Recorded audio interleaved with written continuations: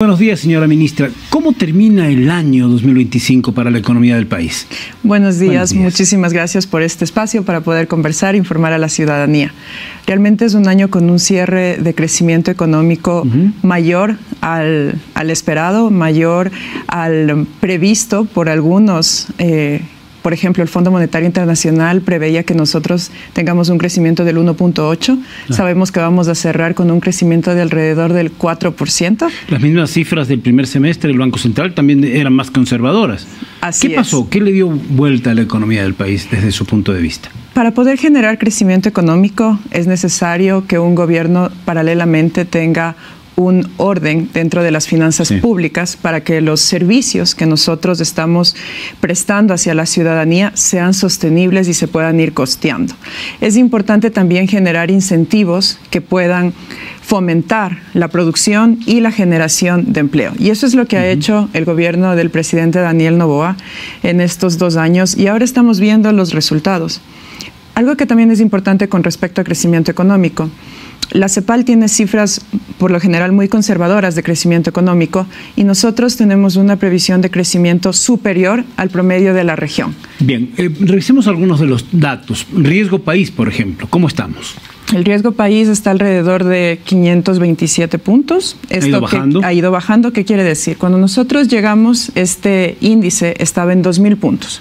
Actualmente está en 520, 530, todos los días siempre fluctúa. ¿Confían más afuera en el Ecuador? ¿Qué quiere decir esto y qué significa esto para las familias ecuatorianas? Significa que tenemos más confianza de inversionistas extranjeros. Es como cuando nosotros vamos a ver a quién le prestamos el dinero. Prestamos a quien sentimos que nos va a pagar, a quien no tiene riesgo de no pagarnos. Y algo similar es con el riesgo país. Eso quiere decir que el Estado ecuatoriano accede a financiamiento externo en mejores condiciones, tasas de interés más bajas. Pero ¿esto qué quiere decir también? Si el Estado se puede endeudar en el extranjero, entonces los recursos de la banca privada se quedan en la economía, no necesariamente se destinan a financiar el gobierno central, y eso hace que también hayan mejores condiciones crediticias para las familias ecuatorianas. ¿Podrían potencialmente bajar las tasas de interés en función de este efecto que usted nos está señalando, señora ministra? De hecho, ya han bajado. Ya han bajado las tasas de interés, han bajado alrededor de 2.5 puntos porcentuales, y esto es porque el sector financiero está sólido. Ha tenido un crecimiento en depósitos del 15%, y aquí solo una cosa. Cuando crecen los depósitos, crece la colocación del crédito, pero es más importante cuál crédito. El crédito productivo en el Ecuador ha crecido en 19%. Ahora, el primer semestre era obvio, tuvimos elecciones, había, digamos, todo funcionaba de modo más conservador. Ha ido dándose un vuelco, como incluso la Asociación de Bancos Privados pronosticó que iba a ser hacia el segundo semestre. Claro que sí. Por ejemplo, si es que veíamos la tasa de crecimiento del crédito productivo en el primer semestre alrededor del 15%, ahora ya está en el 19%. ¿Qué quiere decir esto? Que nuestros productores, nuestros emprendedores acceden a financiamiento para mejorar sus niveles de producción, para ampliar sus cadenas productivas, y esto tiene un impacto no solo en la economía local, sino también en la economía que se deriva de las exportaciones. Eso solo es posible con una palabra: confianza, ¿no? Confianza. Digamos un tema que es clave. El gobierno ha estado promocionando mucho una inflación muy contenida. Incluso se pensaba en un momento determinado que los efectos del alza de la liberación del subsidio al diésel podían impactar en la inflación. Algunos analistas dijeron no, va a haber un primer impacto especulativo más que nada. ¿Qué ha pasado finalmente con la inflación? ¿Cómo cerramos el año? La inflación nos permite medir si es que el nivel de precios se mantiene.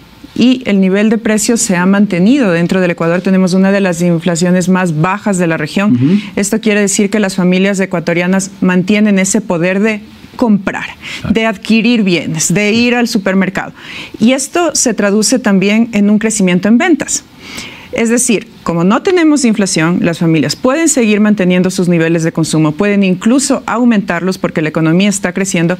Tenemos un nivel de ventas el 10% de crecimiento. Usted mencionó hace un momento el tema de empleo. Lo que es preocupante en el Ecuador sobre todo es el subempleo, lo que se llama empleo inadecuado, y también la relación de los aportantes a la seguridad social, porque ahí la pirámide sabemos que es compleja por el tema del crecimiento demográfico. ¿Cómo aportar para darle la vuelta a eso y para generar trabajos más estables? Que de eso se trata, para garantizar el bienestar social, ¿no? Es importante generar inversión que dinamice precisamente el empleo. El empleo está teniendo ya una tendencia positiva, está el empleo adecuado en 37, pero es muy importante lo que usted cita, el subempleo. Hemos visto que justamente en la población de 18 a 30 años, que son los jóvenes, que es la mayoría de la población, un descenso dentro del subempleo de alrededor de 2 puntos porcentuales. Esto es muy importante porque quiere decir que están encontrando o empleo o están educándose, pero el gobierno tiene estrategias muy específicas para dinamizar el empleo. Por ejemplo, la inversión pública. Actualmente vamos a hacer una inyección a un fideicomiso muy importante de $500 millones para la construcción de vivienda. En este programa, el gobierno ecuatoriano, exacto, se llama Miti Miti porque el gobierno subsidia la tasa de interés. La tasa de interés del sector vivienda es de alrededor del 10%. Nosotros vamos a hacer un subsidio de esta tasa de interés para que las familias ecuatorianas solo paguen 4.99%. Y a lo vez estimula uno de los sectores más críticos, que es la construcción. La construcción genera, exacto, la construcción genera empleo, dinamiza la economía. Pero la clave es que sea sostenido en el tiempo, no sé, que ese crecimiento vaya sosteniendo, no un asunto pasajero. ¿Es viable, piensa usted? Claro que sí, con una inyección de 500 millones. Esta inyección viene gracias a esa atracción de recursos por la confianza. Un último tema que me parece clave es déficit fiscal, el tema de los empréstitos internacionales. Tenemos obligaciones que cumplir en los próximos meses y la relación con los multilaterales, Fondo Monetario Internacional y aquellos organismos que nos prestan dinero, que creen en el Ecuador. Se ha dicho, el Ecuador está muy endeudado, es uno de los países más endeudados del mundo. ¿Qué decir de todo esto, señora ministra? Esa aseveración no es precisa y no es correcta. El Ecuador, hay que medir el nivel de deuda con respecto al tamaño de la economía, el nivel de deuda con respecto al PIB. En términos nominales, si hablamos de la deuda que tiene el Ecuador con la que tiene Brasil y Argentina, la nuestra es mucho menor. Pero la relación es importante. La relación es importante. El Ecuador el año pasado tenía un nivel de deuda del 51.53% con respecto al PIB. Actualmente ese nivel de deuda es de 46.77%.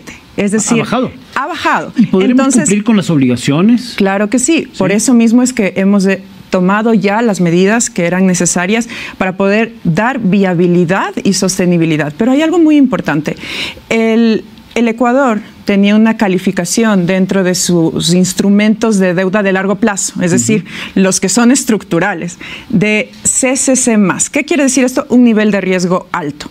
Esto hacía que varios fondos de inversión extranjeros, especialmente europeos, no puedan invertir en el Ecuador, por temas legales. No podían invertir en un país con ese nivel de riesgo. Vedados con ese nivel. Exactamente. ¿Cuál es la realidad hoy? El mes pasado, la calificadora internacional Fitch hizo una actualización de nuestra calificación y nos subió ya a las categorías B. Eso es lo que hace que muchos fondos de inversión puedan adquirir bonos de deuda externa, es decir, puedan invertir en el Ecuador, y eso es lo que también hace que el riesgo país tenga esta bajada hacia los 500 puntos. Lo cual quiere decir que no somos nosotros quienes los decimos, son calificadoras internacionales quienes dicen que los instrumentos de deuda de largo plazo del Ecuador son sostenibles y han bajado su nivel de riesgo de impago. Muchas gracias, muy buenos días. La ministra de Economía y Finanzas del Ecuador, Saria Moy, aquí con nosotros. Hasta la próxima. Muchísimas gracias.